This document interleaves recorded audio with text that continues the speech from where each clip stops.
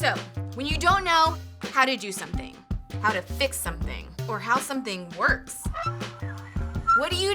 Ask a teacher? Ask your parents? Ask your friends? Ask someone you really know and trust? No! You go to the internet and ask some randos. But I'm not talking about creeps here, I hope.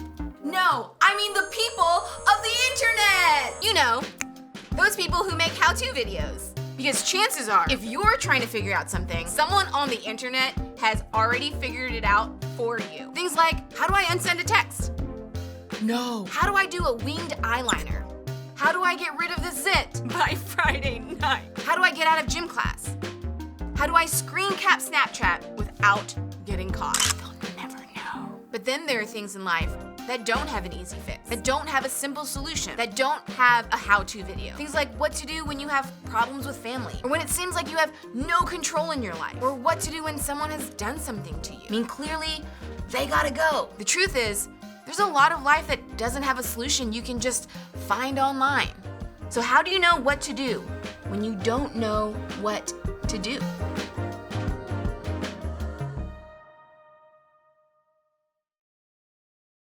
Not long ago, I was at the grocery store. I was just there to pick up a few essential items. And about halfway to my car, I noticed a $20 bill on the ground. Now feel free to judge me all you want, but these are some of the thoughts that were running through my mind. Just ignore it and leave it, because whoever dropped it is gonna come back and look for it. Take it. It is your lucky day and God gave you a special $20 bill from heaven. It's the parking lot. It's not like somebody dropped it by the register. If it were that big of a deal, they wouldn't have dropped it to begin with. You need to take this inside and give it to a manager because someone's gonna come looking for it. $20 bills is a lot of money, but it's not like someone dropped a stack of cash with their wallet. Who cares if you take it? Y'all, I had all the thoughts. Plus, I was in a rush. So with all of these options, the question that was blaring in my mind was, what is the right thing to do?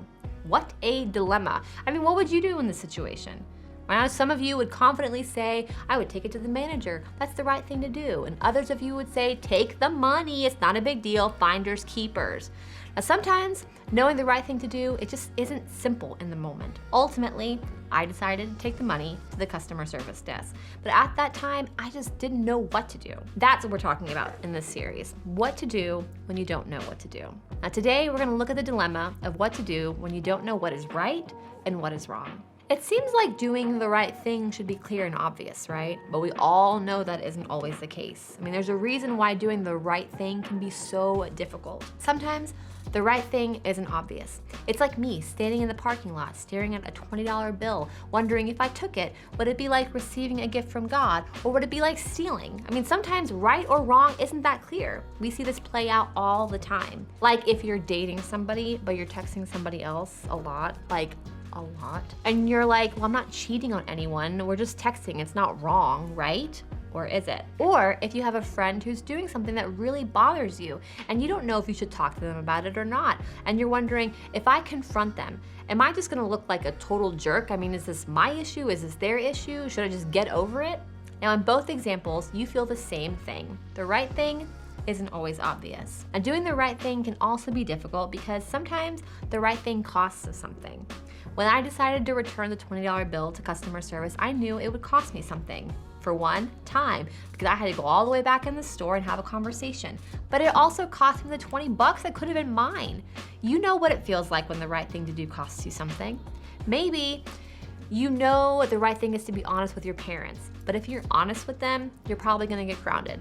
Maybe for the rest of your life. You know the right thing isn't to go to that party, but if you don't go, you're gonna miss out, and y'all, the FOMO is real. You know that the right thing isn't to be in that relationship, but if you break up, you're gonna be single and alone. And sometimes doing the right thing costs you something. Sometimes the right thing is just no fun.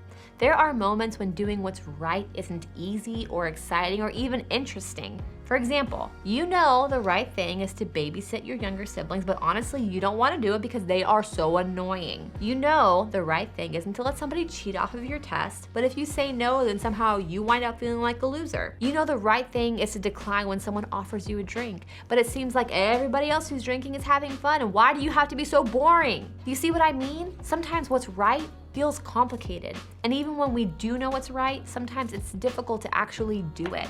So with that in mind, let's pick back up with the story of Joseph. Now for the past 2 weeks, we have been on a wild journey with a boy who was sold into slavery by his own brothers. Now, even though we may not be able to relate to his specific circumstances, his life story has so much that we can apply to our own lives. And what we're gonna look at today can be a game changer for all of us. It'll help us to know what to do when we don't know what to do. We left off last week with Joseph sold into slavery. We pick up this week with what happened afterwards. We're told Joseph was given to work in the house of an officer of Pharaoh. Now, Pharaoh was like a king and an emperor and a president all rolled into one. Whatever Pharaoh said, that's what happened, period. So you can imagine how working for one of Pharaoh's important officials was kind of stressful. Depending on the situation, it could go really, really well, or it can go really, really bad. And there was no telling what kind of situation that Joseph was about to walk into. But, like we mentioned last week, the author was quick to point out that God was with Joseph and that Joseph had favor with the official, whose name was Potiphar. That means that Potiphar was a fan of Joseph's. So now let's pick up the story. The Lord was with Joseph so that he prospered, and he lived in the house of his Egyptian master. When his master saw that the Lord was with him and that the Lord gave him success in everything he did, Joseph found favor in his eyes and became his attendant. Potiphar put him in charge of his household, and he entrusted to his care everything he owned. From the time he put him in charge of his household and of all that he owned, the Lord blessed the household of the Egyptian because of Joseph. The blessing of the Lord was on everything Potiphar had, both in the house and in the field. So Potiphar left everything he had in Joseph's care. With Joseph in charge, he did not concern himself with anything except the food he ate. Things aren't so bad for Joseph because Potiphar trusts him. And things aren't so bad for Potiphar because with Joseph in charge, he is thriving. And then things take a really weird turn. Now Joseph was well built and handsome, and after a while his master's wife took notice of Joseph and said, "Come to bed with me." Now this tells us two things. One, apparently Joseph was kinda hot. Two, that his boss's wife noticed how hot he was. Now, this is where things get a little complicated because Joseph was a slave. He was obligated to not only obey Potiphar, but also obey his wife. And if he refused her commands, there was nothing holding her back from punishing him. I mean, it could cost him his status as a slave in their household, which was a much better household than the others, or it could even cost him his life. But if he did what she asked, that would create a whole other set of problems. I mean, she was married to his boss. Both options came with problems. It wasn't easy and it wasn't clear. There was no obvious answer. So what did Joseph do when he didn't know what to do? But he refused. "With me in charge," he told her, "my master does not concern himself with anything in the house. Everything he owns he has entrusted to my care. No one is greater in this house than I am. My master has withheld nothing from me except you because you are his wife. How then could I do such a wicked thing and sin against God?" And though she spoke to Joseph day after day, he refused to go to bed with her or even be with her. Basically, out of respect for Potiphar and out of an even bigger respect for God, Joseph simply did the next right thing. He didn't make a decision based on the consequences he might face because of his decision, like losing his job or even his life. He made a decision based on what was right. And what was right was turning down Potiphar's wife. It was complicated, it was challenging, but it was the right thing to do. And the thing is, it wasn't exactly like his life was perfect as a result of making the right choice. In fact, things got worse. I mean, Potiphar's wife falsely accused Joseph of rape. Potiphar believed his wife and had Joseph thrown into prison.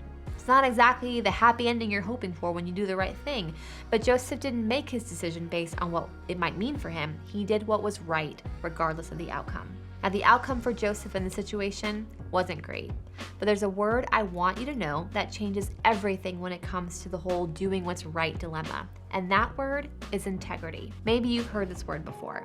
Integrity means doing what's right regardless of the outcome. It means choosing what's right no matter what. Sometimes doing the right thing will get you an applause, and sometimes it won't. Sometimes doing the right thing will cost you something, and sometimes it won't. Sometimes doing the right thing will be empowering, and sometimes it won't. We don't always know how choosing to do the right thing will play out, but having integrity in our decision making leaves room for fewer regrets long term. Chances are we are never going to find ourselves in the kind of situation that Joseph was in. But we will probably all find ourselves at a crossroads at some point where we will have to decide what to do without knowing how it's going to play out. It could go better than we thought. It could go worse than we thought. But when we make our decisions with integrity, based off of what is right and not off of what the outcome will be, we are living lives we can be proud of. So here's one thing we can remember. When you don't know what to do the next right thing. So try this. First, think of one situation where you feel stuck at a crossroads. What decision or choice causes you to feel stressed or anxious? So think about that. And then, second, figure out what is the next right thing for you. Here's the deal. We all sit here in church and decide we're gonna do the next right thing, and then we leave and find ourselves in the situation to do it, and we don't.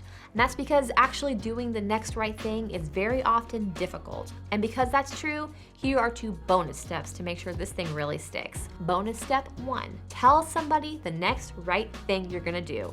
And bonus step 2, invite them to ask you this week if you did it. That's how we live lives of integrity, knowing the next right thing and then doing the next right thing, and inviting someone else to come alongside us. Doing the next right thing doesn't have to be the sad, lonely venture, so invite someone into your story. There is strength that shows up when you allow someone to show up with you. And there is nothing about Joseph's decision that was easy, and there's nothing about the outcome that was good.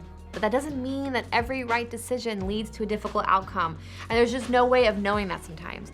But what we do know is that God is with us no matter how things go, and that makes any outcome so much more bearable. So as you head out, think about a situation where you need to do the next right thing. Think about exactly what you need to do, but just know, you do not have to do this alone.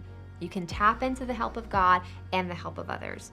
So when you don't know what to do the next right thing.